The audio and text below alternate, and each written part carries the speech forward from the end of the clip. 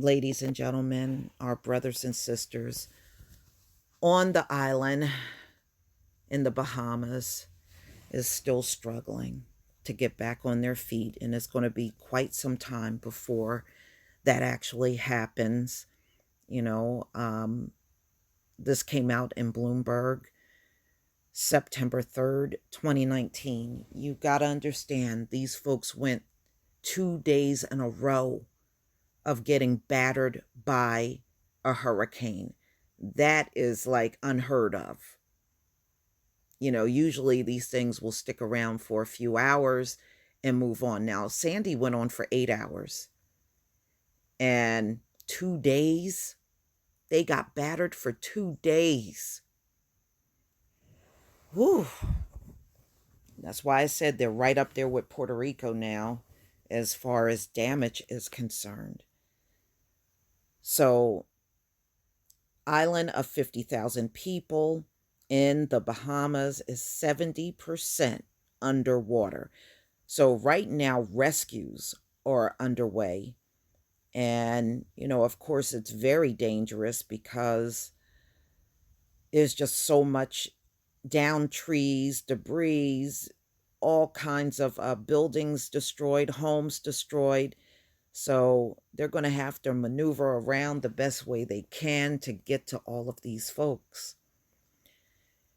An island in the Bahamas that's home to 50,000 people is 70% underwater after Hurricane Dorian battered it with record force for 2 days. That is just crazy, according to the government.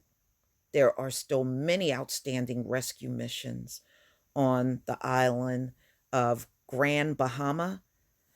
Finance Minister and Deputy Prime Minister Kevin Peter Turnquest said in a reply to written questions, "It's not looking good as we expect catastrophic damage." And that's what they have. Ooh. Seaports and airports in Grand Bahama and the nearby Abaco Islands are flooded or damaged, complicating the task of rescuing people cut off by floodwaters. Yeah, the National Emergency Management Agency sent out an urgent plea for owners of equipment such as flatbeds, jet skis, small boats, trucks, and buses to assemble at a shopping mall on Grand Bahama to help with the rescue operation. The U.S. Coast Guard and British Royal Navy sent ships to assist. So if you look down at this picture, ooh, that looks a mess. Wow. Wow. So, Marina, unprecedented. The storm is now traveling northwest away. Okay, so it's moving 5 miles an hour away from the Bahamas. The U.S. National Hurricane Center said 2 p.m. New York time, it could potentially hit the east coast of the U.S. At least 5 people died in the storm, but National Security Minister Marvin Dames said this figure is likely to rise and will include some children, according to a report in the Nassau Guardian, a local newspaper. Humanitarian aid organization estimate 13,000 homes have been damaged or destroyed in the Bahamas, according to a report by the UN Office for the Coordination of Humanitarian Affairs. Grand Bahama, the Abaco Islands between them have about 2,250 and 17,500 hotel rooms in the Bahama resort capital. Partners A real estate investment advisory firm that covers the region said in reply to email questions, the severity of the storm impact on Grand Bahama and Abaco over the last 2 days may be the greatest ever experienced by any populated area in the Atlantic basin. Yeah, I agree with that. I don't think I've ever heard of a place that got hit continuously for 2 days by a hurricane. This is by far the first I've ever heard of in my lifetime. So, again, I pray for my brothers and sisters on the island.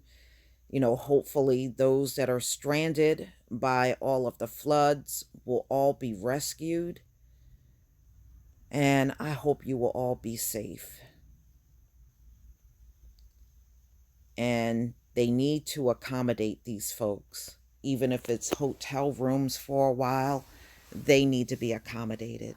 They should not be left on their own when only 30% of the island survived without taking a lot of damage. These people are now going to be displaced.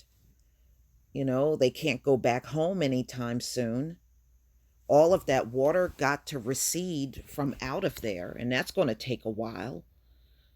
Oh boy, my heart goes out to them. It's going to, it's going to take a lot of work and many years to bring the Bahamas back to the way it was prior to the storm. You look at places like the U.S. Virgin Islands and Puerto Rico. It's been 2 years and those folks are still not back on their feet. Like I said, a few weeks ago, I looked at an aerial shot of Puerto Rico and those blue tarps are still all over the roofs of homes and businesses there.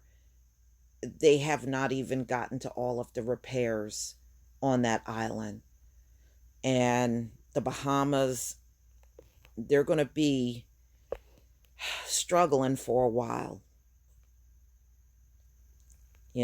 I wish, I hope that we can make donations, but not through the Red Cross, or these U.S. organizations, because they will never see the money. We're not going to forget about what happened in Haiti. They collected all that money, and what did they do? Build like 2 or 3 homes, and that was it? And the rest of the people were stuck in tents? No, we see what happens when the U.S. is involved in collecting money. You can't trust that the money is going to make it to the people, and it won't. They'll pocket that money and divert it somewhere else. And that's exactly what they did with those millions of dollars that were donated to Haiti. Everybody should have been back in a home there with the money that they collected. And they cheated everybody.